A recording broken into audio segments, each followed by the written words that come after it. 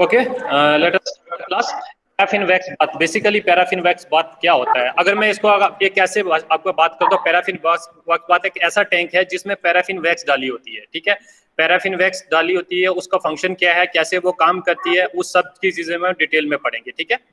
तो जस्ट अब इसमें हम पैराफिन वैक्स करने वाले हैं, ओवरव्यू दे देता हूँ आपको, इंट्रोडक्शन, ठीक है। सबसे पहले इसके बारे में जानेंगे क्या चीज है, उसमें हम इंट्रोडक्शन पढ़ेंगे।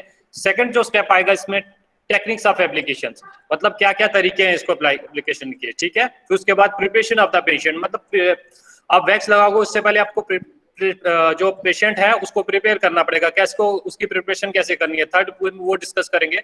फोर्थ वन में प्रिपरेशन ऑफ द ऑपरेटर्स, जो ऑपरेटर्स यूज कर रहे हो उसके कैसे प्रिपरेशन कैसा वो होना चाहिए। फिफ्थ वन जो पॉइंट है हमारा, एप्लीकेशन ऑफ वैक्स ट्रीटमेंट, हम जो वैक्स का ट्रीटमेंट कर रहे हैं कौन कौन से तरीके से अप्लाई करते हैं, बेसिकली फोर मेथड्स होते हैं, वो डिस्कस करेंगे वन बाय वन हम। और उसके बाद है प्यूरिफिकेशन ऑफ वैक्स बात, ये इंपॉर्टेंट पॉइंट भी है, याद रखना। वैक्स को, क्योंकि जो वैक्स है यूजेबल है, मीन्स आप उसको बार बार यूज कर सकते हो, एक बार यूज किया वापस भी कर सकते हो। तो वो कैसे होता है उसको, क्योंकि रीयूजेबल हम तभी करेंगे जब उसको हम प्यूरिफाई करेंगे, बिकॉज विदाउट प्यूरिफाई अगर हम यूज करेंगे तो और कुछ प्रॉब्लम हो सकती है। अगर मान लो एक चीज यूज की हुई दूसरी पेशेंट लगाओ, कुछ इन्फेक्शन हो सकते हैं, वो वन बाय वन पढ़ेंगे हम। उसके बाद है यूजेस क्या है इसके, मतलब बेनिफिट्स क्या है पैराफिन वैक्स बात के, पीडब्ल्यूबी मींस पैराफिन वैक्स बात। कॉन्ट्राइंडिकेशन ऑफ पैराफिन वैक्स बात, ऐसी कौन सी कंडीशंस हैं जहां पे हम ये अप्लाई नहीं कर सकते। And last one is the dangers of paraffin wax बात, और क्या क्या इससे डेंजर्स है पैराफिन वैक्स बात के, क्या क्या मतलब नुकसान हो सकते हैं अगर हमने सही तरीके से इसको अप्लाई नहीं किया तो, ठीक है। सो नंबर वन से मैं आपको इंट्रोडक्शन, तो paraffin wax bath with A melting point of approximately 54 degree Celsius is combined with the liquid paraffin wax. So basically first line में ये लिखा है कि पैराफिन वैक्स बाथ क्या है, जिसका मेल्टिंग पॉइंट जो रहता है 54 डिग्री सेल्सियस रहता है, वो कंबाइन होती है लिक्विड पैराफिन के साथ। Liquid paraffin wax means a mineral oil, ठीक है, as well as a petroleum jelly, या तो वो मिनरल ऑयल हो सकता है या पेट्रोलियम जेली भी हो सकती है। To produce a temperature of control bath, क्या करता है वो टेम्परेचर को प्रोड्यूस करता है कंट्रोल बाथ का, एट टेम्परेचर कितना होना चाहिए, between 42 degree Celsius and 52 degree Celsius. 42 degree Celsius से लेके 52 डिग्री सेल्सियस तक होना चाहिए, with an adequate lubricating effect that helps in supplying an easy removal from the body. So basically जो फर्स्ट ये लाइन जो पैराग्राफ है इसमें ये लिखा रहा है कि पैराफिन वैक्स जो वैक्स बात है उसका जो मेल्टिंग पॉइंट रहता है वो 54 डिग्री सेल्सियस होता है, ठीक है। वो कंबाइन की जाती है, अकेले काम नहीं करती, एक सॉलिड वैक्स होती है उसके साथ एक लिक्विड पैराफिन और भी मिलाया जाता है, जिसमें हम यूज कर सकते हैं मिनरल ऑयल या पेट्रोलियम जेली का हम इस्तेमाल कर सकते हैं, ठीक है। उसका फंक्शन क्या होगा, एक तो टेम्परेचर को बनाएगी और दूसरा ये चीज है वो टेम्परेचर को मेंटेन रखेगी। तीसरा उसका जो इफेक्ट ये है, जो आप जब आप पैराफिन वैक्स स्किन के ऊपर लगाओगे और वापस जब उसको रिमूव करोगे तो वो इजिली रिमूव हो जाएगी बॉडी से, ठीक है। तो इट मींस वो वहां पे लुब्रिकेटिंग इफेक्ट प्रोड्यूस कर रहा है। अगर हम जनरली देखें, अगर कोई भी स्किन, अगर मान लो कोई स्किन पे हम टेप भी लगा लेते हैं नॉर्मल, तो जब हम उसके ऊपर से उतारते हैं तो दर्द होता है, क्योंकि पूरी स्किन के साथ इंटैक्ट हो जाती है, वहां से बाल खींचने लग जाते हैं। तो इसमें क्या है, जो लुब्रिकेट, ये जो लुब्रिकेट वर्ड इसमें यूज हो रहा है, इसलिए यूज हो रहा है कि आप जब वो वैक्स आपने लगाया, आप जब रिमूव करोगे तो आपको कोई पेन नहीं होने वाला, ठीक है। जब वो सॉलिडिफाई हो जाएगी, सॉलिड हो जाएगी, वो इजिली रिमूव हो जाएगी। और ये किस वजह से होगी, जो आपने वहां पे मिनरल ऑयल डाला या पेट्रोलियम जेली डाली, ठीक है। इसका फंक्शन क्या है, एक तो टेम्परेचर मेंटेन करता है, दूसरा वो जहां पे लुब्रिकेटिंग इफेक्ट प्रोड्यूस करता है, ठीक है। लुब्रिकेटिंग इफेक्ट का मीनिंग अगर इसमें आप देखोगे तो ये है कि आप एक तो लुब्रिकेशन वहां पर है, दूसरा आप इजिली रिमूव कर दोगे बॉडी से, ठीक है, ताकि आपको वहां पे पेन भी नहीं होगा। ओके बेटा, ये क्लियर है पॉइंट?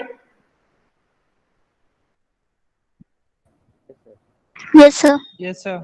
नेक्स्ट है, अब ये पैराफिन वैक्स बहुत टैंक है, ऐसा टैंक होता है बीच में, तो ये हम दिखा देते ऑन ऑफ का स्विच ऑफ बटन है इसमें, और ये जो फर्स्ट ग्रीन सिग्नल है, जब ये आप ऑन ग्रीन हो जाएगा पूरा, जब ग्रीन दिखने लग जाएगा इट मींस जो आपका वैक्स है वो तैयार है, ठीक है। आजकल सब अब पहले ऐसा होता था कि ये वगैरह इंडिकेशन वहां पे नहीं होते थे, बट आजकल जितनी भी नई टेक्निकल आती है उसमें सब मींस जब वो पूरा ग्रीन हो जाएगा, इट मींस प्रॉपर ग्रीन हो गया फुल, तो इट मींस वो पूरा तैयार है, आप यूज कर सकते हो, ठीक है। अगर रेड हो गया मींस एक्साइटमेंट ज्यादा, आपको उसको बंद करना है उसी टाइम, ध्यान रखना। अगर एक्सेसिव हो उसी टाइम आपको बंद करना है। और last one is the rheostat, जो बटन है जो टेम्परेचर को कंट्रोल, इंटेंसिटी को कम ज्यादा आपको वोल्टेज करने के लिए, वो ये लास्ट बटन है, ठीक है।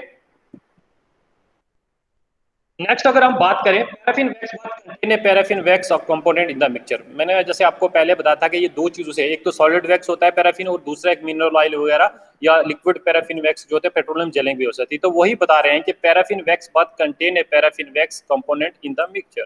जो पैराफिन वैक्स बात है उसमें कंपोनेंट होता है पैराफिन वैक्स का जो कंपोनेंट मिक्सचर में होता है basically. Paraffin wax bath contains paraffin wax and mineral oils. जो पैराफिन वैक्स बाथ है जो टैंक है उसमें दो चीजें होती है, एक तो पैराफिन वैक्स हो गया and second is the mineral oil, that is the liquid paraffin भी बोलते हैं उसको, ठीक है।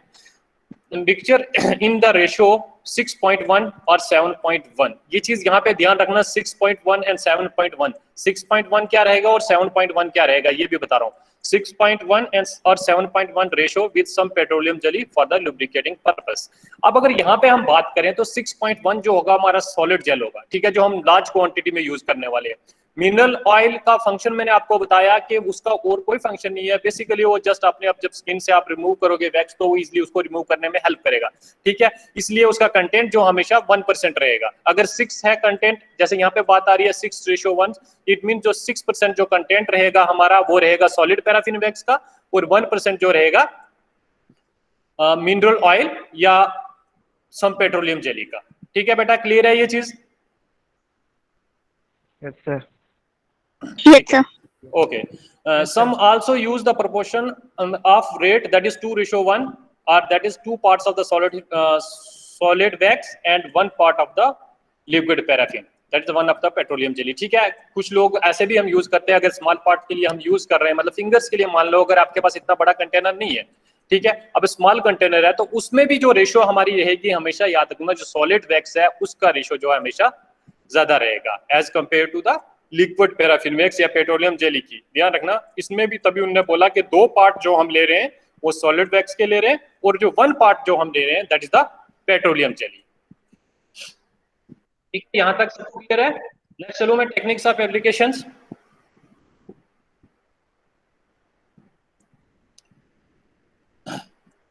ठीक है, ओके। जो नेक्स्ट है टेक्निक्स ऑफ एप्लीकेशंस। अगर टेक्निक्स ऑफ एप्लीकेशन में हम बात करें तो सबसे पहले इसमें हम एक कंडीशन करते हैं, प्रिपरेशन ऑफ द पेशेंट। अब प्रिपरेशन ऑफ द पेशेंट अगर मैं आपको ऐसे डिस्कस करूं, इस स्लाइड के अलावा भी मैं आपको बताऊं, तो ये हमने इसमें बेसिकली क्या करना होता है, जो पेशेंट आपके पास आ रहा है उसको आपको इसका पूरा प्रोसेस समझाना है कि आप जो ये ट्रीटमेंट जो करने वाले हो इससे क्या बेनिफिट है, क्या होगा, ये लगाने के बाद आपके शरीर पे कैसा मतलब फील होगा, ये सब चीजें आपको उसको समझानी है, ठीक है।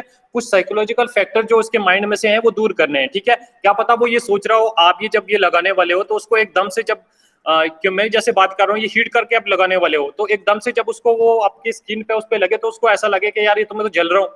तो ये चीजें आपको उसके माइंड से निकालनी है। तो ये पहले उसको आपको नेचर जो उसका ट्रीटमेंट का वो समझाना पड़ेगा। तो वही चीज इसमें ये लिखी है, in this the nature of the wax treatment is explained and the area to be treated is inspected for the contraindication। First line ये है कि जो आप वैक्स ट्रीटमेंट जो उसको देने जा रहे हो वो आपको समझाना है, वो सबसे पहले उसके पेशेंट के माइंड में से उसको क्लियर करना है कि ये चीज है क्या, क्या बेनिफिट है, ये पहले उसके माइंड में डालना है, ठीक है। सेकंड पॉइंट ये है, the area to be treated is inspected for the contraindication. जो सेकंड पार्ट ये बात कर रहा है इसमें कि जो एरिया आप वहां पे ट्रीट करने जा रहे हो, फॉर एग्जांपल आप उसके हैंड पे पैराफिन वैक्स लगाने जा रहे हो, hand just like this wrist joint, आप यहाँ पे अगर ये हमारा रिस्ट जॉइंट है आप यहाँ पे पैराफिन वैक्स लगाने जा रहे हो तो आपको इस एरिया को इंस्पेक्ट करना है। इंस्पेक्ट इन द सेंस यहाँ पे कोई इन्फेक्शन तो नहीं है, कोई कट तो नहीं लगा है, ठीक है, कोई पहले से डर्माटाइटिस कोई ऐसे जैसे गोमड़ी वगैरह तो नहीं है इसके ऊपर, ठीक है, क्योंकि अगर ये चीजें वहां पे हैं तो वो इन्फेक्शन फैल सकता है, ठीक है। तो अगर ये चीजें वहां पे हैं तो आपको नहीं लगानी है, अगर नहीं है तो आपको वहां पे वैक्स आप अप्लाई कर सकते हो, ठीक है। तो यही चीजें बता रहा है कि सेकंड पॉइंट में हमें ये देखना है कि वहां पे कोई ऐसी चीज तो नहीं है जहां पे हमें वैक्स नहीं लगाना चाहिए। कॉन्ट्रा इंडिकेशन मीन्स ऐसी कंडीशंस जहां पे हम ये चीजें यूज नहीं कर सकते, जहां पे हम वैक्स यूज नहीं कर सकते, ठीक है। नेक्स्ट पॉइंट है, the most important contraindication that needs mandatory checking including the test tube of sensitivity of the skin to heat and cold। ठीक है, थर्ड पॉइंट, सेकंड पॉइंट इन्होंने ये बताया जो मैंडेटरी है, जो चेक करना ही करना है, ठीक है, किसी भी पेशेंट के लिए आपको ये छोड़ना नहीं है। ये क्या चीज होती है, हीट एंड जो हमारी स्किन है उसकी सेंसिटिविटी को आपको चेक करना है, ठीक है। ये कैसे चेक करते हैं, बेसिकली मैं जैसे आपको उस दिन भी क्लास में बताया था, आपको 2 टेस्ट ट्यूब लेनी है, एक में हॉट वाटर लेना है, एक में कोल्ड वाटर लेना है, ठीक है। अगर टेम्परेचर की बात करें, जो गर्म पानी होगा उसका टेम्परेचर जो होना चाहिए 40 to 45 डिग्री होनी चाहिए, सेल्सियस होना चाहिए, एंड कोल्ड वाटर का 10 to 50 डिग्री सेल्सियस होना चाहिए, ठीक है। अब उसके बाद क्या करना है, जब आपने ये 2 टेस्ट ट्यूबें आपने ले ली, उसके बाद जो एरिया आप ट्रीट करने जा रहे हो, फॉर एग्जांपल मैंने रिस्ट जॉइंट बोला था, आपने यहाँ पे दोनों टेस्ट ट्यूब 1 by 1 अल्टरनेट लगानी है, ठीक है। पहले ठंडा लगाना है, तो फिर उस पेशेंट से पूछना है कि आपको सेंसेशन फील हो रहा है, कैसा लग रहा है, फिर हॉट लगाना है, ठीक है। दोनों चीजें लगा के अगर उसको दोनों में सेंसेशन आ रहा है, इट मींस वहां की स्किन सेंसिटिविटी जो सेंसेशन है वो बिल्कुल राइट है, आप अप्लाई कर सकते हो, ठीक है। अगर नहीं है तो क्या चीज है, जस्ट वन क्वेश्चन से आप लोगों से क्वेश्चन मैं पूछूंगा। मानो इस क्वेश्चन का आंसर प्रतिभा, मैं ये बता रहा हूं कि अगर वहां पे आप जब उसने आपने कोल्ड ट्यूब लगाया और हॉट टेस्ट ट्यूब दोनों लगाई, आप उसने कोई रिस्पांस नहीं दिया, इट मींस वहां पे क्या होगा।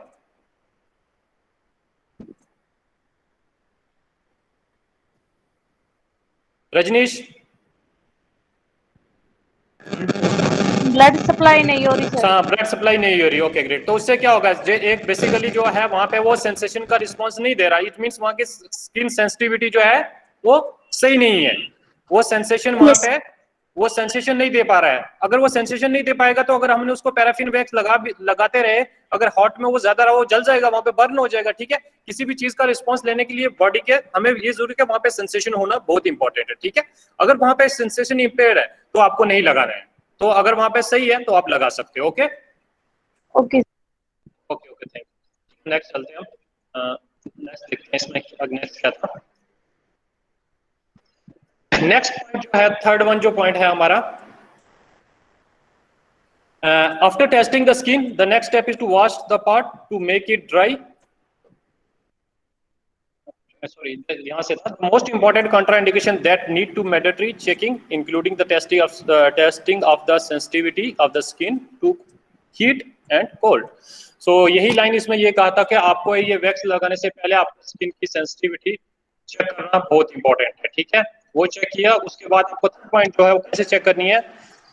This testing is done by therapist taking 2 test tubes, one containing warm water at 40 to 45 degrees Celsius and the another contains cold water that is 10 to 15 degrees Celsius।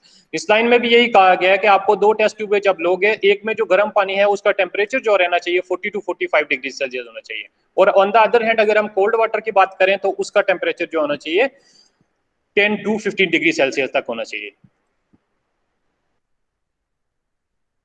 The tubes are applied randomly to the body parts to be treated। ठीक है, आपने randomly means 1 by 1 लगानी है, एक साथ, दोनों एक साथ में नहीं लगानी है, 1 by 1 लग करके आपने जो पार्ट आपने ट्रीट करना है बॉडी का उस पे उसको लगाना है। पहले मीन्स लगाया आपने गर्म लगाया तो 5-10 सेकंड बाद आपने ठंडा लगाना है, ठीक है। ये दोनों चीजें आपने अल्टरनेटली करनी है to find out the sensitivity to heat and cold. इससे हमें पता चल जाएगा कि जो सेंसिटिविटी स्किन की वो हीट एंड कोल्ड को कैसी है, रिस्पांस दे रही है स्किन जो या नहीं दे रही है, ठीक है। इट मींस अगर वो नहीं दे पा रही तो आपको वहां पे वो कॉन्ट्रा इंडिकेशन है, आप वहां पे कोई भी वैक्स आप वहां पे अप्लाई नहीं कर सकते।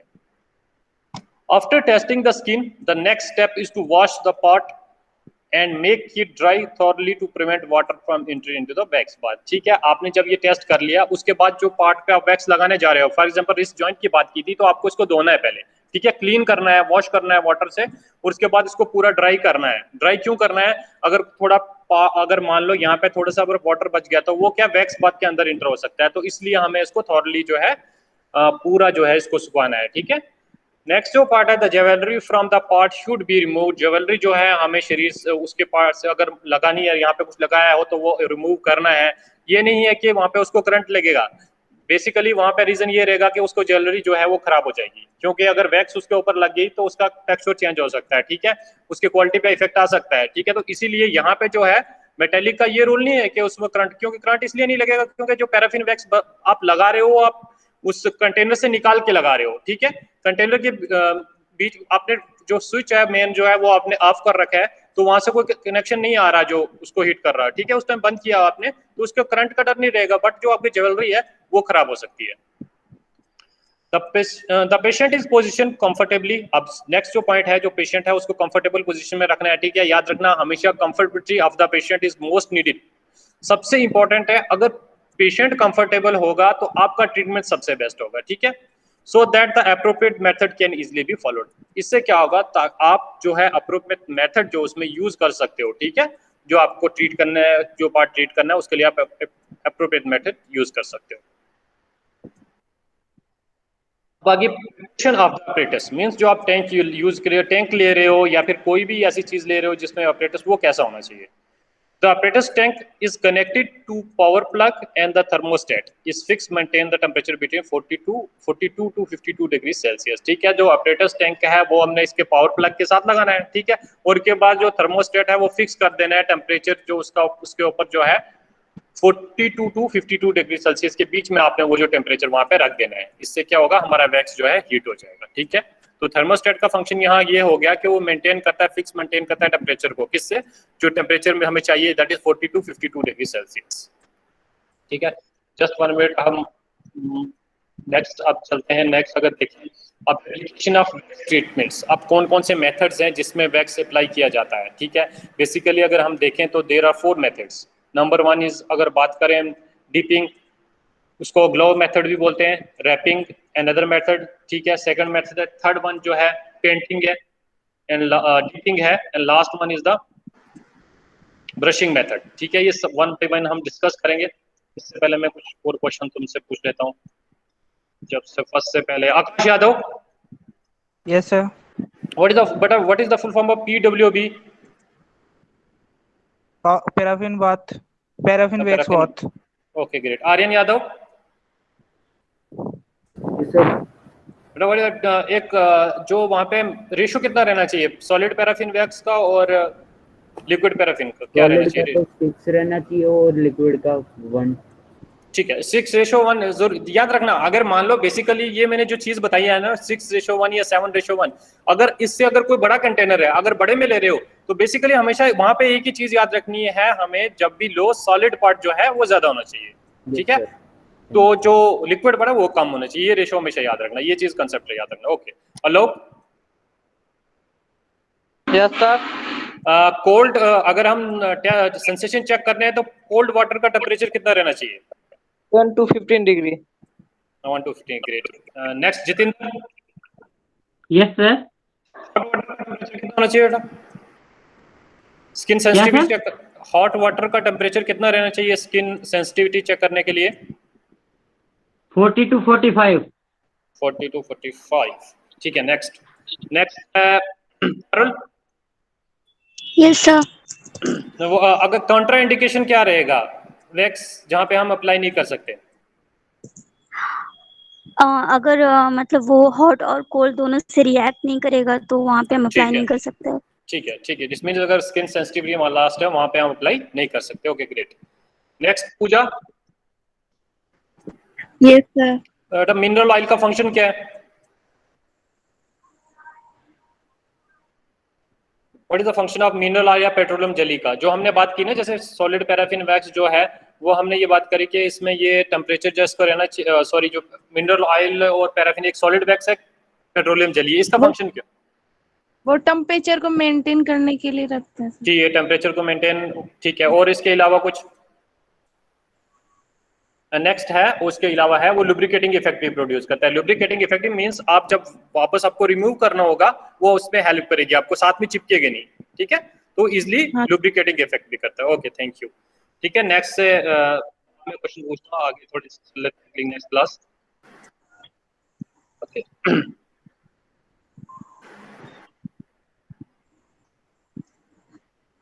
अब आ गया methods of application. This is the basically application of wax treatment जो मैंने आपको बताया। There are 4 methods of application of wax. Basically 4 methods of हैम वैक्स को अप्लाई करने के लिए। नंबर 1 अगर देखें the most widely use method of applications are dipping, glove method और रैपिंग। कौन कौन कैसे होते हैं वो मैं दिखाता हूँ कौन कौन से होते हैं। Other 2 methods of applications are brushing and pouring. Brushing को हम बेसिकली पेंटिंग में बोल सकते हैं। ठीक है, जैसे पेंट करते हैं वैसे उसी को लगाते हैं। तो नंबर 1 हम डिपिंग के बारे में पढ़ेंगे। आप डिपिंग मेथड कैसे यूज कर सकते हैं। This method is commonly use for the digital part of the extremities. ठीक है, जो हमारे डिजिटल पार्ट्स हैं, प्रोक्सिमल एंड डिजिटल पता है बेटा आपको?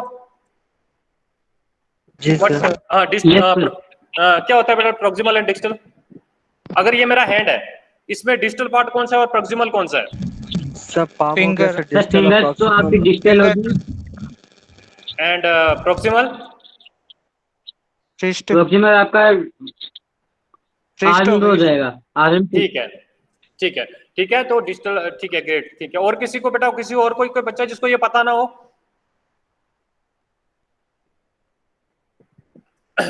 ठीक है, okay, thank you.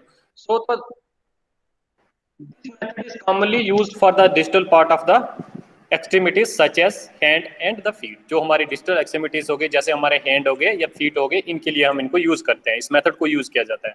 In dipping method the part is immersed for a second और सो इन द वैक्स। इसमें क्या करते हैं, हमें जो पार्ट है, जो भी चीज हम ट्रीट कर रहे हैं, उसको हमें इमर्स करते हैं कंटेनर के अंदर, ठीक है, वैक्स के अंदर हमें डिप करना, इमर्स करके उसके अंदर डाल के रखते हैं कुछ सेकंड के लिए, फॉर ए सेकंड और सो, या 1 सेकंड या 2-3 सेकंड के लिए, ठीक है। And then the rest is withdrawal, और उसके बाद हम जो है उसको क्या विड्रॉल कर लेते हैं, and allow to cool for 2 और 3 सेकंड। उसके बाद उसको ठंडा होने के लिए छोड़ देते हैं 2 से 3 सेकंड के लिए, एंड देन वही रीइमर्स, और वापस हम रीइमर्स करते हैं। रीइमर्स क्यों करते हैं कि हमें जो इसके ऊपर कोटिंग बनानी पड़ती है, कम से कम 3 या 4 लेयर्स बननी चाहिए, ठीक है। आपने एक बार जब आपने हाथ डाला उसके अंदर तो सिंगल लेयर बनेगी, ठीक है। जब आप वापस लेके आओगे तो वो सिंगल लेयर, जब तक 2-3 सेकंड के बाद आपको फिर डबल लेयर, ट्रिपल, ऐसे आपको मिनिमम 3 to 4 लेयर्स बनानी है, ठीक है। तो बेसिकली 3 to 4 लेयर्स बननी चाहिए, तभी जाके वहां पे जो आपको टेम्परेचर है मेंटेन रहेगा। क्योंकि अगर जैसे ही आप अपना हाथ बाहर निकालोगे, वो एयर की कांटेक्ट में आएगा तो वो ठंडा हो जाएगा, ठीक है। ये चीज तो अगर सिंगल लेयर रहेगी वो जल्दी ठंडा हो जाएगी, क्योंकि वो एयर के कांटेक्ट में आने के बाद अगर सिंगल लेयर है तो वो तो बहुत जल्दी उसका टेम्परेचर कम हो जाएगा। तो यही चीज है कि आपको कम से कम 3 या 4 लेयर्स बनानी है। It is important to immerse the part briefly, otherwise the outermost coating melting off and the thickness of wax could not be। ठीक है, ये बहुत इंपॉर्टेंट है। हाँ जी सर, आपकी आवाज क्लियर नहीं आ रही। जस्ट 1 मिनट बेटा। विवेक, आपको आवाज क्लियर नहीं आ रही? Yes sir. जस्ट 1 मिनट में इससे मैं स्टॉप करके स्टार्ट करता हूँ। अभी आ रही है आवाज आलोक? सर आ रही है। ओके, और और कोई बच्चा जिसको आवाज नहीं आ रही हो क्लियर, जैसे अभी विवेक बोल रहा है? आ रही है। नो सर, आ रही है। एक्चुअली ये हो सकता है विवेक कि वहाँ पे आपकी नेटवर्क का थोड़ा इशू हो, तो okay yes sir, network issue तो है यहाँ। ओके। अब मैं आपको फिर भी भेज दूंगा, मैं स्लाइड में एक बार और रिपीट भी कर दूंगा, इनको कोई इशू नहीं है। अगर थर्ड पॉइंट देखें, it is important to immerse the part briefly, otherwise the outermost coating is melt off and the thickness of the wax does not build. ठीक है, आपको ये जो ये बात कह रहे हैं कि जो आप इमर्स करोगे वो ब्रीफली इमर्स करना है, अदरवाइज जो आउटर मोस्ट कवरिंग होगी वो मेल्ट हो जाएगी जल्दी, ठीक है। And the thickness of the wax could not be build, अगर वहां पे थिकनेस नहीं बनेगी तो आपको जो हीट चाहिए उस पार्ट को वो प्रॉपर नहीं मिलने वाली। हाँ जी, कुछ पूछना था बेटा आपको? No sir. Okay. The procedure is repeated 6 to 12 times to produce a coating of wax 2 or 3 millimeter thick over the body part। ये प्रोसेस आपको कितनी बार रिपीट करना है? 6 to 12 times to produce a coating of wax। तभी जाके आपकी जो coating बनेगी वैक्स की 2 से या 3 मिलीमीटर तक तभी बनेगी जब आप उसको 6 से 12 के बीच में जो टाइम है उसमें रिपीट करोगे, ठीक है, ओवर द बॉडी पार्ट। ये चीज याद रखना। आपको कोटिंग में अभी भी बोल रहा हूँ 3 to 4 कोटिंग बननी चाहिए, और उनकी जो थिकनेस रहेगी वो 2 या 3 मिलीमीटर होगी, ठीक है। तो वो चीज कब बनेगी? जब आप 6 से 12 बार, 6 से लेके 12 के बीच में जितनी बार आप वो डिप करोगे पार्ट को, तभी वो बन पाएगी। This is the diagram. ये सबको क्लियर दिख रहा है बेटा? Yes sir. ठीक है, इसमें बेसिकली क्या हुआ, हाँ, ये जो टैंक था, टैंक मान लो जैसे मैंने आपको स्टील का जो टैंक बताया था आयरन का, उसमें से निकाल के किसी और बर्तन में डाल के फिर ये हाथ इस पे रखा गया, ठीक है। ये प्लास्टिक बटन है, ठीक है, ध्यान रखना। तो इसीलिए उन्होंने क्या किया, इसमें इजिली इसने इमर्स कर दिया अपना हैंड, ठीक है। डिजिटल पार्ट जो हैंड का है आराम से इसने इमर्स किया। अब यही प्रोसेस आपको जो रिपीट करना है 6 to 12 टाइम, 6 से 12 बार, ध्यान रखना आपको, तभी जाके ये 3 मिलीमीटर की जो है या 2 मिलीमीटर की आप जो थिकनेस बनेगी। ओके, यहाँ पे इससे यहाँ पे किसी का कोई क्वेश्चन बेटा?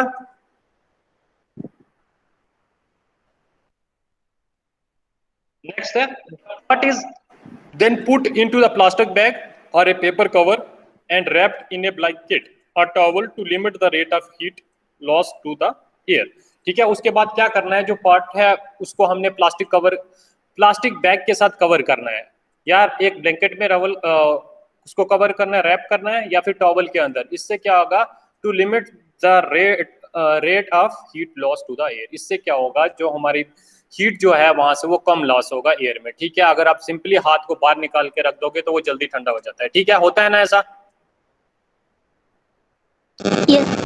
ओके, तो बेसिकली अगर उसको आप कवर रख करके रखोगे तो वो हीट का टाइमिंग जो है बढ़ जाएगा, उसका जो हीटिंग टाइम रहेगा वो इंक्रीज हो जाएगा, तो वो लंबे अरसे तक काम करेगा। तो यही कह रहा है कि सब पार्ट्स में जितने भी ये 3-4 मेथड आएंगे, सब में ये ट्रीटमेंट प्रोटोकॉल जो है सिंपल ये सेम रहेगा। कौन सा? कवरिंग वाला।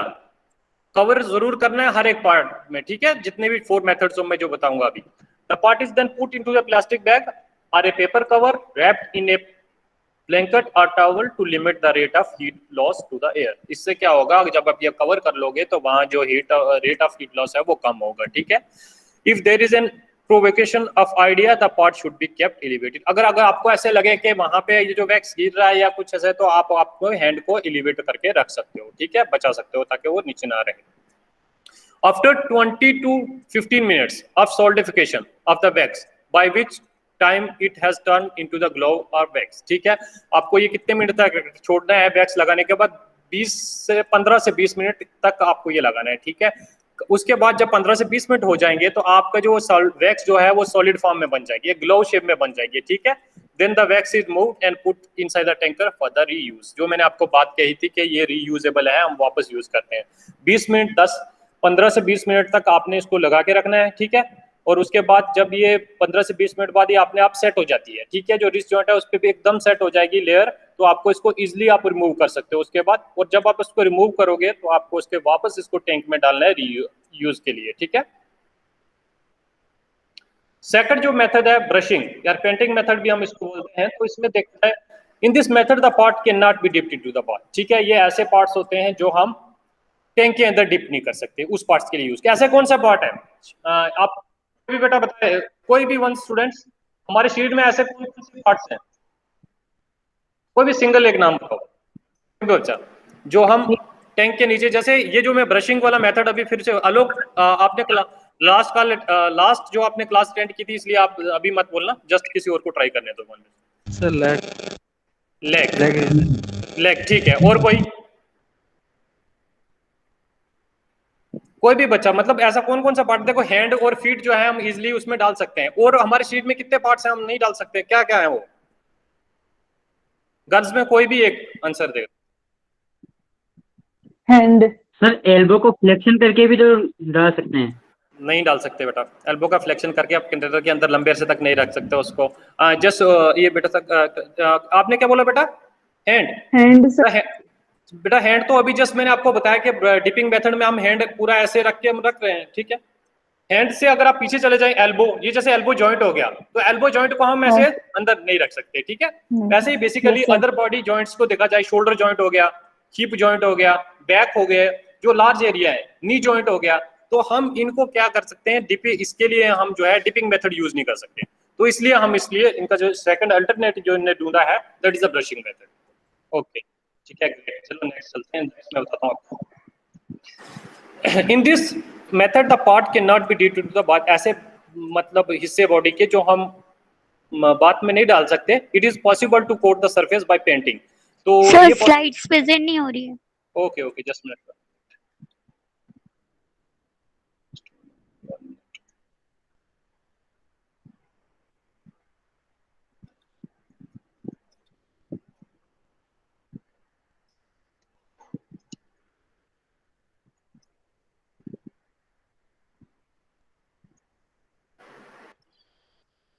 अभी प्रेजेंट हो रही है? Yes sir. हाँ ठीक है। नेक्स्ट जो इसी बात कर रहे थे, अब ये कौन, जैसे ब्रशिंग मेथड है या पेंटिंग मेथड है, कौन कौन सी जगह पे हम यूज कर रहे हैं, मतलब कौन कौन से ऐसे पार्ट्स है जिनके लिए इनके यूज किया जा रहा है। तो this method is commonly use for the areas like hip, knees, elbow, shoulder extra. ठीक है, लार्ज पार्ट्स के लिए हम इसको यूज कर रहे हैं, क्योंकि हम ये पार्ट्स जो है हम जो है टैंक के अंदर नहीं डाल सकते। ठीक है,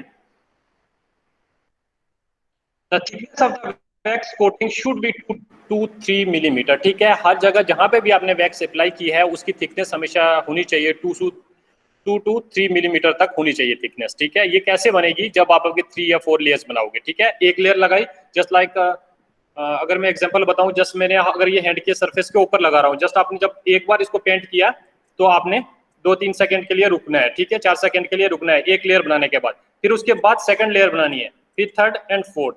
इसी तरीके से आपका क्या होगा, जब ये 2 या 3 मिलीमीटर की लेयर बन जाएगी वहां पे, ठीक है।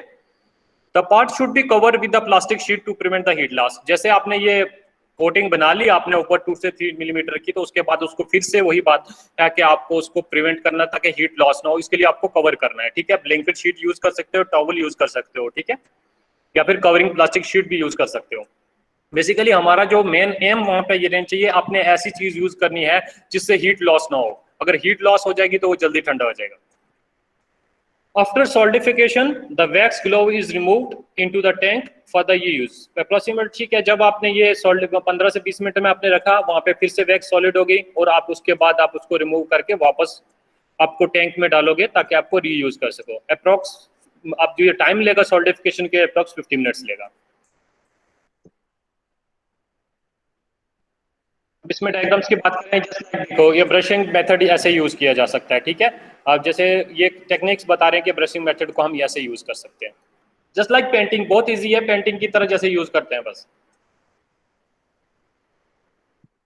Next one is a pouring method. A pouring method for area like knee elbow where the dipping is not possible, another alternative method to brushing is power, ठीक है। जैसे हमने देखा नी एल्बो जहां पे डिपिंग मेथड पॉसिबल नहीं है, brushing के अलावा एक पोरिंग मेथड भी है जो हम अल्टरनेटिव है, ठीक है। जैसे ब्रशिंग तो है ही है, इसके अलावा एक और अल्टरनेटिव मेथड है दैट इज पोरिंग। पोरिंग को भी हम यूज कर सकते हैं, ठीक है। इसमें क्या होता है बेसिकली, अगर इसमें हम डिस्कस करेंगे, in this method the pot is positioned over the large bowl and using a shallow spoon with the insulated handle molten wax are poured over the pot. इसमें क्या करना है, आपको जिस पॉट पे आपको वैक्स लगानी है उसको लेना है और आपको जो कंटेनर है उसके ऊपर रखना है उसको, ठीक है, थोड़ा सा हाइट पे रखना है। उसके बाद उसमें से आपने जो है कोई ऐसा, जैसे इसमें स्पून बोला है, आपने शैलो स्पून लेना है। शैलो स्पून मतलब जिसका डेप्थ थोड़ा ज्यादा हो, ठीक है, वो निकाल के आपको सीधा उस पार्ट के ऊपर डालना है, ठीक है। जैसे मुझे मान लो रिस्ट जॉइंट के ऊपर ही डालना है, आपने निकाला वहां से रिस्ट और जैसे उसके ऊपर पोर करना है, ठीक है। ये मेथड, इसी को हम पोरिंग मेथड भी कहते हैं, और उस पार्ट के ऊपर पोर करना है।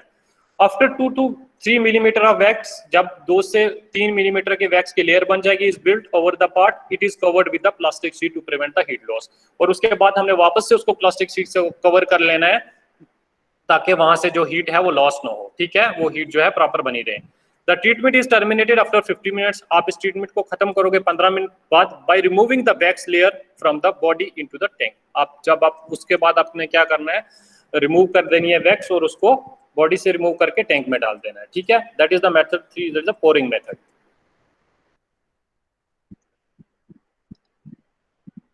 Next one is the wrapping method. अगर रैपिंग मेथड की बात करें, in this method the bandage of suitable size and mesh are soaked into the hot wax and then wrapped around the rim. Just like अगर मैं आपको diagram में आपको clear दिख जाएगा, डायग्राम पे आपको क्लियर दिख रही है? Yes sir. इसमें क्या चीज ले रहे हैं, या तो आप गर्म पट्टी भी ले सकते हो, ठीक है, गर्म पट्टी जिसको बोलते हैं बैंडेज बोलते हो आप, या व्हाइट पट्टी भी आप ले सकते हो। ऐसी कोई भी चीज दे सकते हो जिसके साथ वैक्स चिपक जाए, उसको सोक कर ले, ठीक है।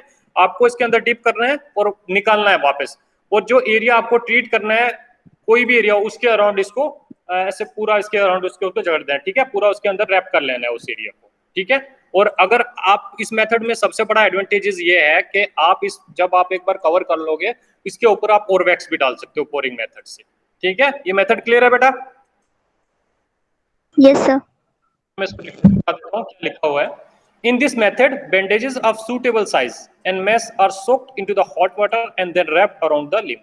और यही कह रहा है कि इसमें suitable size की बैंडेज को हम लेते हैं और वो हम वैक्स के अंदर, हॉट कंटेनर के अंदर डालते हैं। उसके बाद वहां से निकाल कर सीधा जो हमारा लिम्ब है, जो भी जहां एरिया आप यूज कर रहे हो उसके एरिया हम इसको अप्लाई कर देते हैं। Additional wax can be also be brushed over the bandage after wrapping. आप एडिशनल वैक्स भी आप इसके ब्रश कर सकते हो, पोरिंग मेथड से ब्रश कर सकते हो उस बैंडेज के ऊपर। The part is cover by the, अब उसके बाद आपको क्या करना है, उस पार्ट को कवर कर देना है प्लास्टिक शीट से। After 15 minutes the bandage of wax are removed and wax is separated into the tank। उसके बाद आपने क्या करना है, 15 मिनट बाद क्या करना है, जो बैंडेज है उसको, जो वैक्स ऊपर बैंडेज उसको रिमूव कर देना है और वैक्स को सेपरेट करके आपको टैंक में डाल देना है। This method is suitable for the area like back, shoulder, hip etcetera. और ये जो लार्ज एरिया है, हम एक्स्ट्रा लार्ज एरिया, जैसे हम बैक की बात करें तो वहां पे ये काफी इफेक्टिव है, ठीक है, और शोल्डर एंड हिप के लिए भी। अब नेक्स्ट बात आती है प्यूरिफिकेशन ऑफ वैक्स। बहुत important purification of wax method है। इसमें क्या करना है आपको, मैं पहले एक ओवरव्यू दे देता हूँ। ओवरव्यू में ये क्या है, इसमें आपने जो कंटेनर लेना है, जैसे फॉर एग्जांपल कोई भी बर्तन ले लिया, उसमें पानी और वैक्स दोनों को डालना है, ठीक है। जब आप उसको हीट करोगे तो कुछ टाइम बाद क्या होगा, जो वैक्स के अंदर इम्प्योरिटीज थी वो क्या हो जाएंगी, वो सीधा नीचे बैठ जाएंगी, और जो वैक्स है जस्ट लाइक ऊपर वो आ जाएगा। तो आप इजिली जो है उसके ऊपर से वैक्स को निकाल लोगे और जो इम्प्योरिटीज है वो उसी में रख दोगे, ठीक है। तो वही लिखा हुआ है purification of the wax. After the use of wax needed to be purified periodically by transforming it into a purifier before it is reused। जब आपने वैक्स को जरूरत पड़े आपको कि आप इसको आपको प्यूरिफाई करना है, तो इसको आपको पहले ट्रांसफॉर्म करना होगा एक प्यूरिफायर के लिए, ठीक है। प्यूरिफायर मतलब कुछ भी ले सकते हो, कंटेनर ले सकते हो, कोई भी चीज, और जो आपने, ताकि आप इसको वापस रीयूज कर सको, ठीक है। The techniques of purification can be, कैसे हम इस टेक्निक को जो मतलब यूज कर सकते हैं, जैसे just like the container with the wax is added with water. जो कंटेनर है वैक्स का, उसमें हम पानी भरेंगे, and the mixture is heated till the wax is melted. और उसमें हमने उस जो मिक्सचर है, जो पानी और जो पानी और उसके बाद वैक्स का मिक्सचर है, उसको हीट करना है, ठीक है, till the wax is melted, जब तक जो वैक्स है वहां पे वो मेल्ट ना हो जाए। After melting of the wax the mixture is left undistributed and allowed to cool gradually. अब जब वैक्स जो है वहां पे जो क्या हो जाएगा, मिक्सचर जो है वो हीट हो जाएगा, मेल्ट हो जाएगा, तो वहां पे क्या होगा कि उसको ठंडा होने के लिए हमें छोड़ देना है फिर, ठीक है। After cooling it will be found that the dirty material have been deposited at the bottom of the container whereas the wax has been solidified at the top of the layer, ठीक है। इससे आपको and पे यही पता, जब इससे cool हो जाएगा तो इससे एक चीज क्लियर कंफर्म हो जाएगी, जो डर्टी मटेरियल है वो तो आपको जो कंटेनर के नीचे बैठ जाएगा, और जो वैक्स है वो पानी के ऊपर जो है टॉप लेयर बना लेगी, ठीक है। With the proper care the pure wax is moved into the wax tank and leaving the dirty material in the purifier. इसके बाद क्या करना है, जो वैक्स है आपने प्रॉपर मेथड से आपने उसको रिमूव कर वैक्स टैंक में डाल देना है, और जो डर्टी मटेरियल है वो प्यूरिफायर में डाल देना है, ठीक है। इसका तो प्यूरिफिकेशन मेथड। अब इसमें मुझे कौन सा कोई बच्चा ऐसा हो सर ये समझना है, मैं रिपीट करूं, स्टूडेंट बेटा कोई भी स्टूडेंट जी सर ज्यादा कुछ समझ नहीं आया आज की क्लास में। मैम एक्चुअली जो आज की क्लास जो है आपकी, जो ये प्रैक्टिकल क्लासेस जो इन होते हैं ना, ये इन्होंने 1:30 से लेके मतलब 2:30 से 4 PM तक होती है। जैसे रेगुलर जो मेरी क्लास होती है ELT 101 वो 45 मिनट्स की होती है, बट इन्होंने जो आज का दिन होता है ये प्रैक्टिकल क्लास के थ्रू इन्हें पढ़ाना पड़ता है, इसलिए इनको 2 आवर्स समय देने पड़ते हैं, मतलब अप्रॉक्स 1.5 घंटा हमें आपको पढ़ाना पड़ता है। नहीं सर ये समझ में नहीं आया इतना कुछ। ओके अच्छा, ज्यादा हो गया, एक्स्ट्रा है? नहीं सर जी जी ये मतलब आपने पैराफिन वैक्स के बारे में बताया तो मेरे को इतना कुछ समझ नहीं आया इसमें कुछ। अच्छा क्वेश्चन पूछो आप, क्वेश्चन पूछो, जो आपके माइंड में क्वेश्चन बन रहा है ना वो पूछो आप। मतलब ये क्या है, कैसे यूज, ये इतना कुछ अच्छा नहीं समझ आया इसमें। मैं बताता हूँ आपको, डेफिनेशन में आपको कर देता हूँ। बेसिकली पैराफिन वैक्स बात क्या चीज़ है? पैराफिन वैक्स बात एक हमारी फिजियोथेरेपी में एक मॉडलिटी है जो हम यूज करते हैं पेशेंट को ट्रीट करने के लिए, ठीक करने के लिए, ठीक है। अब बेसिकली इसमें भी तरीके होते हैं कैसे यूज किया जाता है। अब इसका बेनिफिट्स क्या है वो सब चीजें हम डिस्कस करेंगे। अभी तक जो मैंने आपको पढ़ाया उसमें ये चीज पढ़ाया, इंट्रोडक्शन क्या क्या चीज इसमें होता क्या क्या, किस किस चीज के मिल के बना होता है। जो पहला स्लाइड पार्ट था मेरा उसमें मैंने आपको ये बताया कि जो पैराफिन वैक्स बात है वो बेसिकली एक तो सॉलिड पैराफिन का बना होता है और दूसरा लिक्विड पैराफिन, और एक लिक्विड। जी लिक्विड पैराफिन जो हो गया उसमें कोई भी पेट्रोलियम जेली हो सकती है, मिनरल ऑयल हो सकता है। अब उसका फंक्शन ये है कि जो मिनरल ऑयल या पेट्रोलियम जेली का वो लुब्रिकेटिंग या टेम्परेचर को मेंटेन करता है, ठीक है। लुब्रिकेटिंग इफेक्ट ये था कि आपने जैसे आप ये चीज एक एग्जांपल चीज मैं बता रहा हूँ, अगर किसी की स्किन पे टेप भी पक जाता है जब, तो जब आप उसको रिमूव करते हैं तो वहां पे बाल खींचते हैं तो दर्द होता है, पेन होता है, बट अगर जो मिनरल ऑयल और लुब्रिकेटिंग इफेक्ट यहाँ पे ये प्रोड्यूस कर रहा है, जब आप वो इजिली आप रिमूव करोगे तो वो इजिली रिमूव करने हो जाएगा। ठीक है, इसके फंक्शन अगर मैं बात करूँ, फंक्शन जो नेक्स्ट स्लाइड है हमारे फंक्शन में बताऊंगा मैं उसके मतलब क्या क्या फैक्ट्स के फंक्शन क्या क्या है। अब नेक्स्ट पार्ट जो था इसमें टेम्परेचर कितना होना चाहिए, जैसे अप्रोक्स जो 54 डिग्री मैंने आपको बात बताया कि 54 डिग्री इसको जो मेल्टिंग टेम्परेचर रहता है।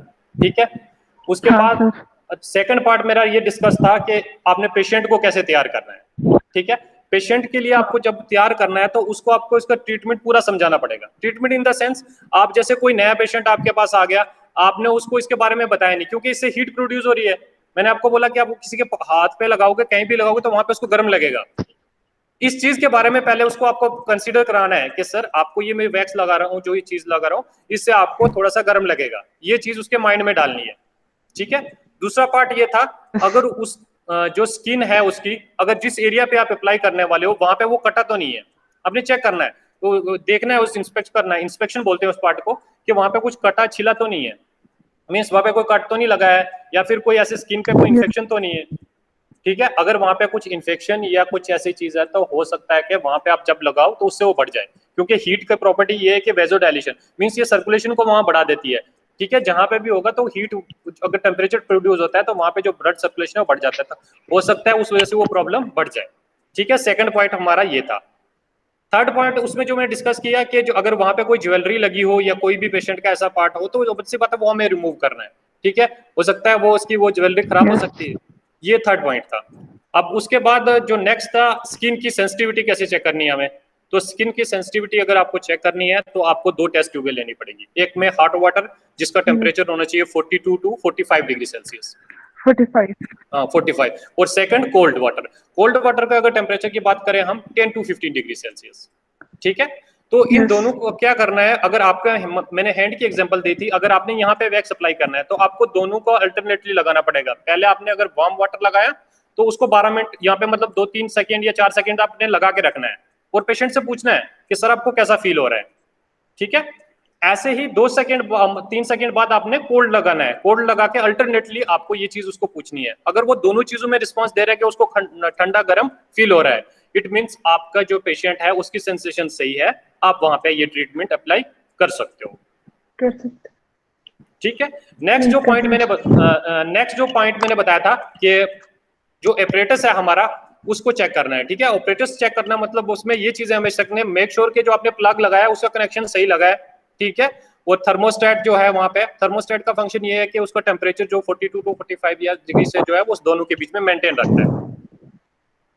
उसके बाद जो नेक्स्ट पॉइंट हमने डिस्कस Okay. किया था, नेक्स्ट पॉइंट जो डिस्कशन का था वो था मेथड, कौन कौन से मेथड है। तो मेथड मैंने आपको जैसे फर्स्ट मेथड बताया था, नंबर 1 पे था डिपिंग,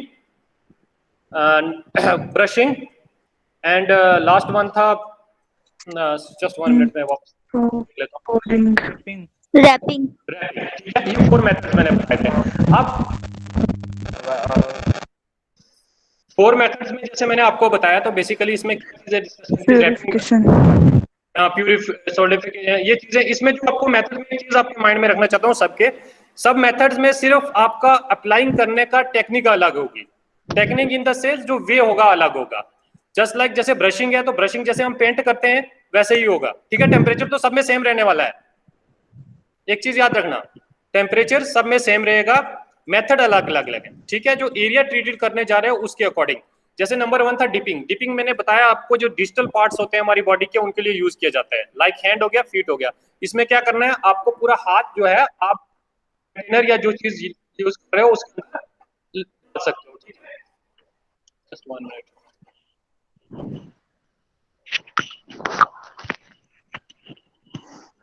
जस्ट 1 मिनट, मैं वापस प्रेजेंट कर रहा हूँ स्क्रीन।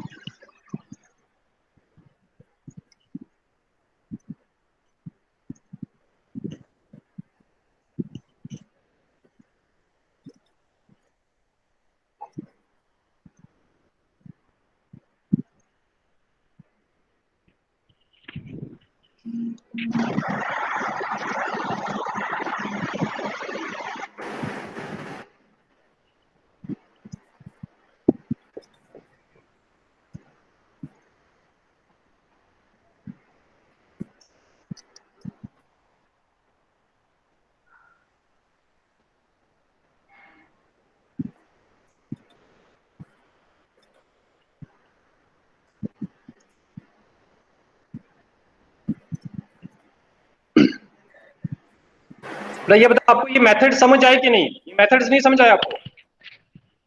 आगे सर। ठीक है, मेथड्स का इजी है।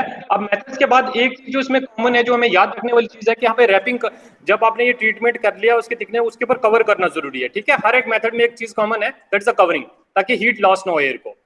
नेक्स्ट पार्ट जो हमने डिस्कस किया वो प्यूरिफिकेशन कैसे करना है, तो वो मैं आपको फिर से रिपीट कर देता हूँ। प्यूरिफिकेशन के लिए आपको क्या करना है, जब आपको लगे कि हमें अब इस वैक्स को प्यूरिफाई करना है, आपको एक प्यूरिफायर कंटेनर लेना पड़ेगा।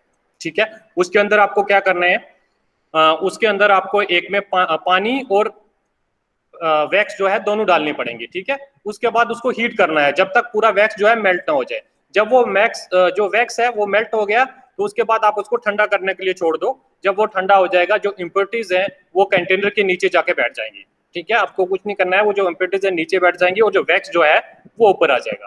ठीक है, जैसे ही वैक्स ऊपर आया, आप वैक्स जो है इजीली तरीके से निकालो, कैसे जो आपको अच्छा तरीका बेटर लगे उससे निकाल के वैक्स कंटेनर में डालो, और जो इम्प्योरिटीज है वो उसको नीचे ही रख देना है। ठीक है, वो प्यूरिफायर में रख लेना है, बाद में आप उसको निकाल के फेंक सकते हो। ठीक है, ये थी इसकी टेक्निक प्यूरिफिकेशन ऑफ वैक्स की।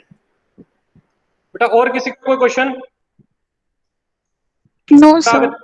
ये समझ नहीं आया तो फिर दो, हमें बाद में बहुत परेशानी होगी। अब नेक्स्ट है arthritic conditions. Arthritic condition basically देखिए ऑटो इम्यून, अगर हम बात करें इन आर्थराइटिक कंडीशन जो हमारी बॉडी में फ्लूइड, सेनुअल फ्लूइड का नाम सुना है बेटा? सर क्या होता है, फंक्शन क्या है सेनुअल फ्लूइड का? बोन्स को मतलब वो रगड़ से बचाता है। रगड़ से बचाता है, लुब्रिकेटिंग इफेक्ट प्रोड्यूस करवाता है। ठीक है, जितने भी हम जब जैसे हमारे जॉइंट्स है ना, उनमें उनकी मोबिलिटी बनाए रखता है। ठीक है, फ्रिक्शन को कम करता है। जैसे जैसे हम चलते हैं, देखो जैसे अगर मैं एक एग्जांपल आपको देता हूँ, जैसे कोई ओल्ड एज पेशेंट होता है 60 या 70 एज का, आप देखना जब वो चलता है तो वो जब बैठता है वापस बोलता है यार मुझे हड्डी में दर्द हो रहा है, मुझे ये जो हमारी जो नी जॉइंट है वहां पे हड्डी पे जोर, मुझे बहुत दर्द हो रहा है। क्यों हो रहा है? क्योंकि जब फ्लूइड में फ्लूइड जो अगर खत्म हो जाता है तो हड्डी जो है फ्रिक्शन बढ़ जाता है। फ्रिक्शन से क्या होगा, उसकी हड्डी रगड़ खाने लग जाती है। ठीक है, और वो पेन बढ़ने लग जाता है। तो आर्थराइटिक कंडीशन भी ऐसे ही होते हैं कि उसमें फ्लूइड जो होता है, हमारे सेनुअल फ्लूइड जो है खत्म हो जाता है। ठीक है, आर्थराइटिक कंडीशन में अगर देखा जाए जैसे रूमेटो आर्थराइटिस में बता दूं ऑटो इम्यून डिजीज है। ठीक है, जो हमारी बॉडी में इम्यून डिजीज होती है, बेसिकली ये कौन से पार्ट्स इंक्लूड करती है, जो हमारे small joints, small points like this is the finger. इसमें जो ये सबसे पहला जॉइंट है ना हमारा, ये याद रखना, that is the PIP, this is the PIP joint. ठीक है, ये जो सबसे पहला जॉइंट है। सेकंड वन ये वाला जो है that is the DIP joint. ठीक है, तो ऐसे ही जो हमारे स्मॉल जॉइंट है इसमें ज्यादा इफेक्ट होता है। रूमेटो आर्थराइटिस जो हमारे स्मॉल जॉइंट्स हैं उसमें ज्यादा इफेक्ट करते हैं। And other polyarthritis conditions particular to the stiff and painful joint in the distal part of the body such as hand और फीट। तो मैंने जैसे आपको अभी जो बताया कि जो रूमेटो आर्थराइटिस कंडीशन है ये ज्यादातर स्मॉल जॉइंट्स इन्वॉल्व करती है। तो जस्ट लाइक इसमें फीट के जॉइंट हो गए, हैंड के जॉइंट हो गए। तो नंबर 1 कंडीशन हम कौन सी आर्थराइटिस कंडीशन में यूज करते हैं? आर्थराइटिस कंडीशन ऐसा है जिसमें सेनुअल फ्लूइड खत्म हो जाता है या कम हो जाते हैं। अब ये चीज तो हमने बताया कि यूज करता है, अब इसमें करता क्या है, वो कैसे काम करता है? ठीक है, बेसिकली जो हमारा एरिया होता है, जो स्ट्रक्चर एरिया, जिसके एरिया आप जिसके सराउंडिंग आप ये अप्लाई कर रहे हो, वहां पे ये ब्लड सर्कुलेशन बढ़ा देता है। ब्लड सर्कुलेशन न्यूट्रिशन वैल्यू बढ़ा देता है। ठीक है, अगर न्यूट्रिशन वैल्यू बढ़ जाएगी, और तीसरा पॉइंट जो स्किन की इलास्टिक वो बढ़ा देता है, स्किन के मॉइस्चर बढ़ा देता है। ठीक है, अगर वहां पे न्यूट्रिशन मिलना स्टार्ट हो गया, सर्कुलेशन मिलना स्टार्ट हो गया, जो उसके अंदर थोड़ा बहुत था, तो उससे पेन कम होता है। ठीक है, ये चीज याद रखना। अगर कहीं पे भी मान लो बॉडी में अगर कहीं पे भी मांस इकट्ठा हो जाता है ना बेसिकली, तो तब भी इंसान को पेन होने लग जाता है। ठीक है, क्योंकि स्टिफ हो जाती है जगह, कहीं पे भी स्टिफ। वो क्यों होता है कि वहां पे सर्कुलेशन उस टाइम नहीं चलता हमारा। ठीक है, वहां पे जो ब्लड है वो नहीं पहुंच पाता। ठीक है, तो बेसिकली यहाँ पे भी हम वही चीज कर रहे हैं। जब हम उसको पैराफिन वैक्स अप्लाई करेंगे, वहां पे जो सर्कुलेशन है, उसका ब्लड सर्कुलेशन है वो बढ़ेगा, उसकी नसें जो है थोड़ी खुलेंगी, और वहां पे जो न्यूट्रिशन है वो प्रॉपर मिलना स्टार्ट होगा। ठीक है, इसी वजह से वो वहां पे पेन कम करता है। ठीक है, तो नंबर 1 जो है आर्थराइटिक कंडीशन में यूज होता है। Arthritic condition are those condition in which there is a decrease amount of synovial fluid बच जाता है। जब बॉडी में जो सेनुअल फ्लूइड होता है वो बहुत कम मतलब अमाउंट में बच जाता है। ठीक है, और रूमेटो आर्थराइटिस जो बेसिकली ऑटो इम्यून डिजीज है, ये हमारे स्मॉल जॉइंट्स को इन्वॉल्व करती है, लाइक फीट हो गए, हैंड हो गए। Paraffin wax bath is of immense help. जो पैराफिन वैक्स बात है इसके जो बेनिफिट्स हैं बहुत हेल्प करता है if applied before mobilization exercises. ये आपको कब हेल्प करेगा? जब आप एक्सरसाइज कराने से पहले। क्यों? ये कोई जैसे जो बच्चे इनिशियल क्लास में अटेंड कर रहे हैं मींस कोई बताएगा मोबिलाइजेशन से पहले ये क्या हेल्प करने वाला है हमारी? कोई भी स्टूडेंट क्या करेगा रजनीश? मूवमेंट को क्लियर करेगा सर। अगर मूवमेंट को क्लियर। ओके कोई और? Any other student?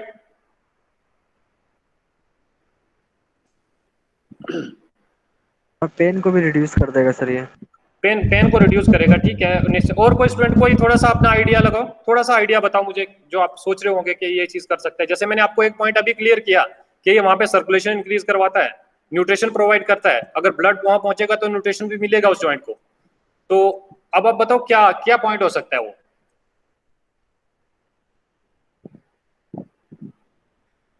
तब बेसिकली अगर वहां पे मान लो पहले कोई जॉइंट आपका स्टिफ था, फॉर एग्जांपल मैं एक एग्जांपल देता हूं, अपने हैंड की एग्जांपल दे रहा हूं। ये मेरा जो रिस्ट जॉइंट है ये बहुत ज्यादा स्टिफ है, ठीक है। अब मैं इसको सीधा करने की कोशिश करूंगा तो पेन होगा कि नहीं होगा? ठीक है। क्यों होगा? कि यहाँ पे हार्डनेस बहुत ज्यादा है, यहाँ पे जो स्किन की रेजिस्टेंस वो भी बढ़ गई है, जो जॉइंट है वो भी स्टिफ हो चुका है। तो ये जब ऐसे करूंगा तो बहुत ज्यादा पेन होने वाला है। ये हमारे जो पेन रिसेप्टर्स हैं उनको ट्रिगर करेगा ये, ठीक है। तो बेसिकली अगर इसी चीज पे मैंने वैक्स लगाया, ठीक है, पहले जो इसकी रेंज थी वो ये थी, अब वैक्स लगाने के बाद ये यहाँ पहुंचा हुआ है, ठीक है। तो अब वैक्स लगाने के बाद क्या हुआ, ये जो इसके एरिया का जो स्ट्रक्चर था, जो स्किन थी, एक तो वो भी थोड़ी लूज हो रही है, सर्कुलेशन भी इसका बढ़ रहा है, न्यूट्रिशन भी मिल रहा है। तो जब मैं इसका एक्सरसाइज करूंगा तो इजिली हो पाएगी ना, रेंज और इंक्रीज हो जाएगी और पेन भी कम होगा, ठीक है। तो यही एक चीज है कि अगर स्टिफ पार्ट को आप अगर ट्रीट करना चाहते हो तो पहले उसको हीट दे दो। हीट देते मींस पहले उसको सॉफ्ट कर लो थोड़ा, ताकि वहां पे वो हार्डनेस ज्यादा ना हो और उससे आपको ज्यादा प्रॉब्लम हो सकती है अगर स्टिफनेस वहां ज्यादा रहेगा। नेक्स्ट है heat of the wax reduces the pain as. अब हीट कैसे, जो मैंने आपको अभी डिस्कस भी कर चुका हूं वही पॉइंट है। The heat of the wax reduces the pain as explained under the physiological effects of heat. जो हीट है वो वैक्स कैसे जो है वो वैक्स रिड्यूस करती है, जो कैसे फिजियोलॉजिकल इफेक्ट में, फिजियोलॉजिकल इफेक्ट्स ऑफ हीट है उसमें, that is assist immobilization due to decrease in circulation. Basically जब इमोबिलाइजेशन, क्यों उसने अगर इमोबिलाइजेशन हो रही है, क्यों हो रही है? अगर वहां पे सर्कुलेशन नहीं है तो अगर वो वहां पे इंक्रीज हो जाएगी तो हमें मोबिलाइज करने में इजी हो जाएगी। As well as supply produce by increase moisture to the skin surface. दूसरा वहां पे स्किन सरफेस मॉइस्चर भी वो है वो भी बढ़ जाएगा स्किन सरफेस का, वहां पे न्यूट्रिशन वैल्यू भी बढ़ेगी और सर्कुलेशन भी इंक्रीज होगा। तो इसी वजह से हमारा जो पेन है वो कम हो गया, ठीक है। नेक्स्ट अगर हम बात करें for painful condition affecting the joints, pain की बात करते हैं। For painful condition affecting the joints due to trauma और डिजीज। ट्रॉमा क्या चीज है? ट्रॉमा किसको बोलते हैं? इंजरी। Okay great. इंजरी किसी कंडीशन, कोई भी रीजन हो सकता है, ठीक है। और डिजीज कोई भी बीमारी की बात कर सकते हैं। तो पैराफिन वैक्स बात is the value is of value is decreasing pain. Basically ये पैराफिन की एक प्रॉपर्टी है कि उस पेन को कम कर देता है, इनहेंसिंग द फंक्शन। एग्जांपल ये जो वहाँ के फंक्शंस है वो उनको इंक्रीज करके, ठीक है। फॉर एग्जांपल ट्रॉमा हो गया, इंजरी होगी, फॉर एग्जांपल नी जॉइंट की इंजरी होगी, ठीक है। यहाँ पे फ्रैक्चर हो गया, हमारा पटेला जो है उस पर फ्रैक्चर हो गया, ठीक है। अब इसके बाद क्या करते हैं ऑर्थोपेडिशियन, क्या करते हैं वहां पे वो किल लगा के, स्क्रू लगा के उसको एकदम से टाइट कर देते हैं, ठीक है। और कुछ टाइम तक हमें वो मूवमेंट करने के लिए मना कर देते हैं, ठीक है। मान लो अगर 15 डेज या 20 डेज या 30 डेज तक, अगर वो चीज आपने 30 डेज तक आपने वहां पे कोई मूवमेंट नहीं किया और इट मींस वो जॉइंट स्टिफ हो गया, जब आप चलोगे तो आप प्रॉपर चल नहीं पाओगे, ठीक है। तो पेन होगा। उसी चीज को सॉफ्ट करने के लिए, उसी चीज को पेन को कम करने के लिए हम पहले वैक्स लगाएंगे, उसके बाद उसकी एक्सरसाइज, उसका फंक्शन बढ़ाएंगे। तो यही चीज कह रहा है कि इसी तरीके से वो वहां पे पेन कम करता है। एग्जांपल स्प्रेन मैंने बताया था, स्प्रेन यूजुअली इन्वॉल्व करता है जो हमारे लिगामेंट्स हैं, जो लिगामेंट्स एंड मसल्स, दो पार्ट है हमारे। तो जो स्प्रेन कंडीशन वो एग्जाम्पली जो बेसिकली जो इफेक्टेड करती है हमारे वो लिगामेंट्स को करती है, and strains injury to the muscles. ये चीज नोट कर लेना आप, sprain injuries to the ligaments, SPRAIN।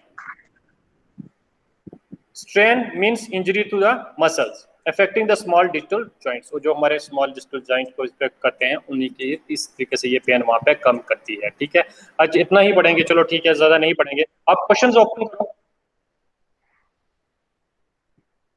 1 questions upload हुए थे।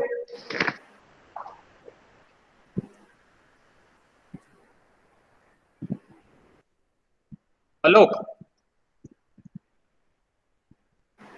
Yes sir. Okay, questions upload करो, क्वेश्चंस आप जस्ट नगीता।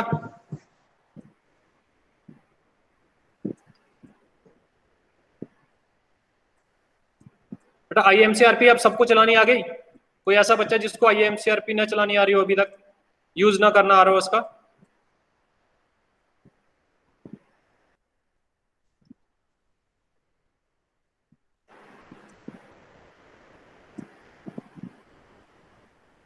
सर आपके क्वेश्चन शो नहीं कर रही IMCRP पे।